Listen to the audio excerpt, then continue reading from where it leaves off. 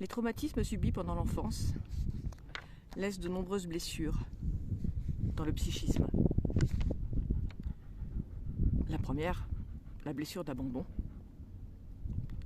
Tout simplement parce que l'adulte qui avait la charge de protéger l'enfant n'a pas rempli son rôle de protection, voire même a utilisé l'enfant au gré de ses caprices. Manipulation affective d'une mère possessive ou au gré de ses pulsions, abus sexuels, fantasmes et autres problèmes.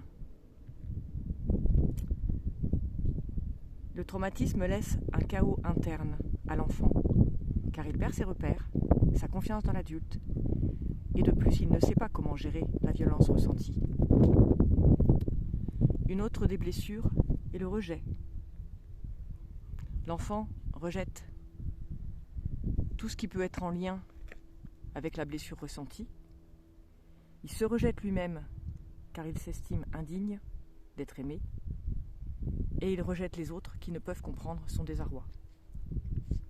Il y a aussi l'injustice. L'injustice car l'enfant, même s'il est jeune, est tout à fait capable de se rendre compte que ce qu'il vit n'est pas vécu par l'autre enfant, le copain, le frère, le cousin.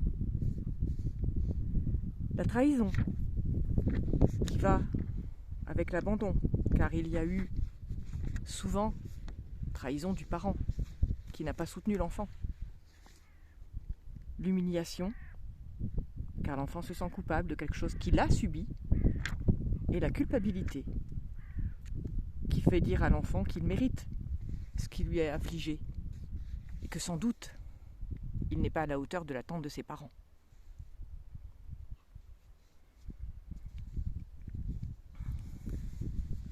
Plus l'enfant est jeune et inapte à comprendre ce qu'il vit, plus les effets de l'agression sont intenses sur lui.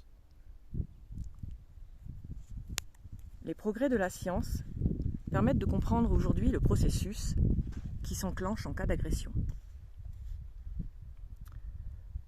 En présence de la peur, le cerveau reptilien, le cerveau qui se trouve à l'arrière du crâne, le cerveau de l'homme préhistorique, celui qui l'aidait à chasser, se nourrir et se reproduire, et à se défendre, déclenche des automatismes qui sont aujourd'hui bien connus. Il y en a 3. La lutte, la fuite et la sidération. Une fois activés, les automatismes de défense dominent le fonctionnement normal du cerveau.